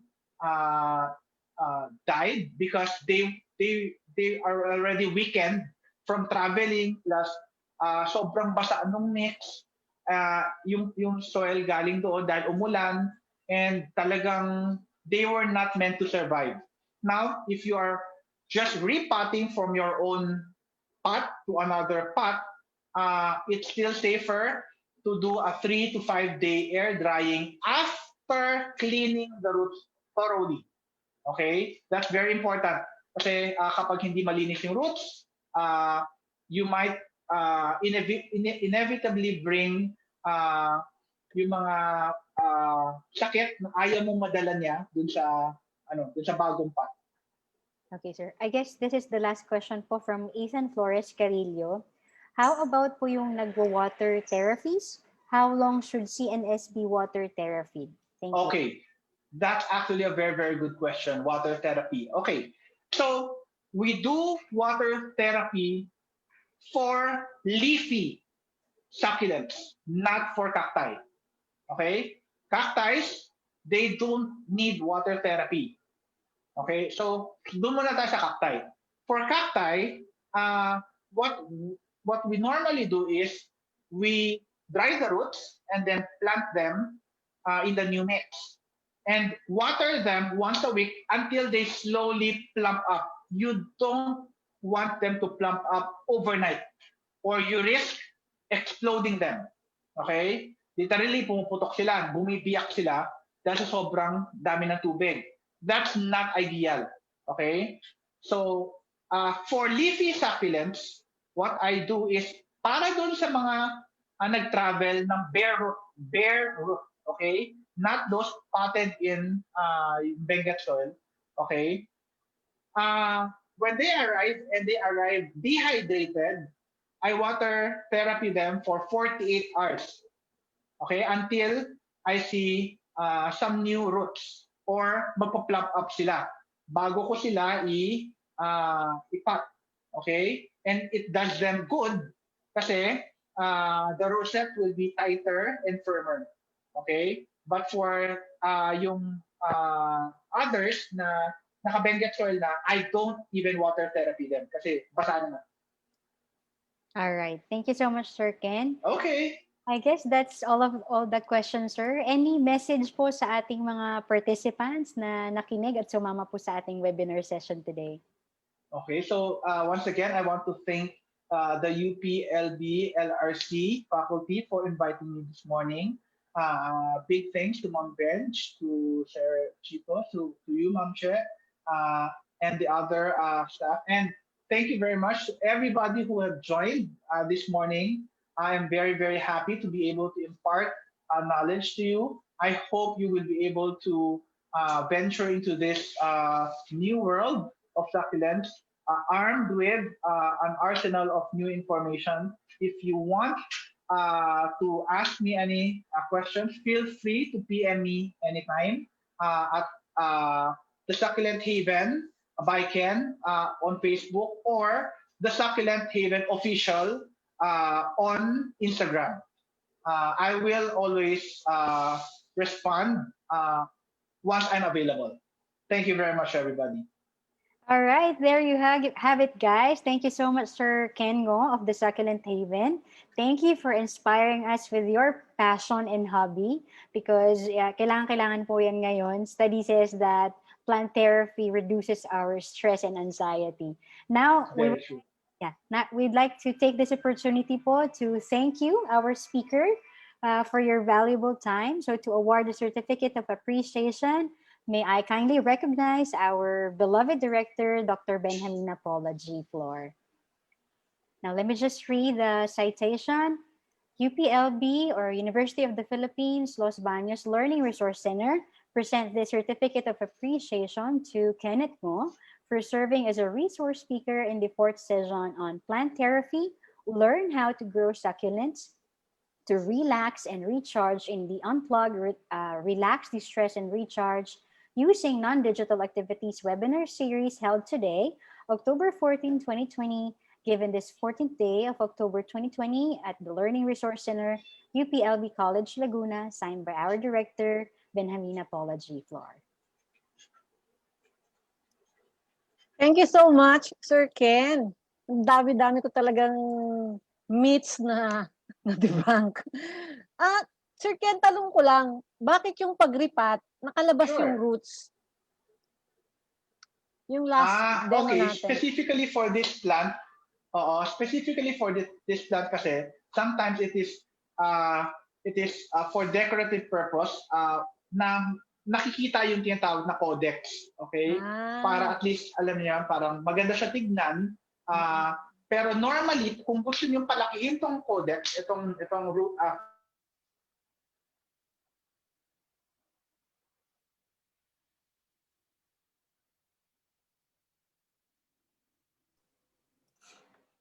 Mukhang naghang yata ng kaunti si Sir Ken. Oo nga. Alright. Si Sir Ken ba? Hindi ako. Hindi na. Anyway, Sir Ken, yung pala yung ano noon, yung pala yung ang reason for that. Kasi kala ko lahat ay dapat hindi fully immerse yung or nakalubog yung mga ugat. Anyway, thank you so much, Sir Ken, and I hope everyone learned a lot from CNS, on how to take care of our cacti and our succulents. And I hope that we are able to apply what we have learned and somehow relax through succulent caring. So, salamat po. Ayan, Sir Ken is back. So, thank you very much for everyone. So, for those who are not able to watch the live webinar, you could go to our Facebook page or YouTube for a replay. All right. Thank you very much. Thank you so much, Ma'am Benj. And once again, thank you so much, Sir Ken, for being with us today. Now, for the reminders for the evaluation of this session, again, please do not forget to answer the evaluation form to receive your e-certificate of participation. Your comments and suggestions will be deeply appreciated by our team, #TeamLRC. So the evaluation link will be sent to only to those who successfully registered for the event. You have until 7 p.m. today to send in your responses. And then kindly give us at least 48 hours to generate your certificates which will be sent to your email too. But again, apart from the certificates, more than the certificates, I hope madami tayong natutunan, so lalo na sa mga aspiring plantitos and plantitas dyan, sa ating Unplugged webinar series session today. And for our next session po, we're supposed to have the third session on Monday, but due to unforeseen circumstances po, we have to reschedule that session for the art of journaling. We will keep you posted of the new schedule. So kung hindi pa po kayo nakaka-register, register na po kayo sa The Art of Journaling, How to Start Journaling to Regain Focus and Motivation with Miss Ida Torres. At this point, we would like to recognize our team. #TeamLRC and the #Unplugged team headed by our director, Ma'am Benji, with the support of our Vice Chancellor for Academic Affairs, Ma'am Portia G. Lapitan, and on our technical side, of course, our University Research Associate, Joshua Michael J. Jonas, and our Webinar Production Online Director, Direct Prof. Mark Lester M. Chico. And may we also thank our two other members na hindi man nakikita sa screen, kasama po namin sila palagi sa lahat ng aming mga programa, si Tita Allen at si Kuya Iwok. So, maraming salamat po. And once again, a big thank you kay Sir Ken, our very passionate succulent enthusiast. Thank you for sharing your knowledge, sir, to us. All right, I guess it was an amazing day today kahit medyo maulan. This is your moderator, Cheryl Hermosa Ebron. Guys, in these trying times, let's remind one another that life is all about accepting the challenges along the way because the journey matters more than the destination. So no matter what life throws at you, every day, choose to keep moving forward. No matter how slowly you progress, just keep on growing, just keep moving forward. Mga isko at iska, laban lamang po. Kahit napapagod or kung napapagod, pwedeng magpahinga, pero hindi pwede kahit kailanman ang sumuko. Kapit lamang, makakalampas tayo sa pandemyang ito. Muli, maraming salamat sa inyong pagtutok. Stay healthy, stay safe, stay positive, and we will see you on the next one. Bye! God bless us all. Bye-bye.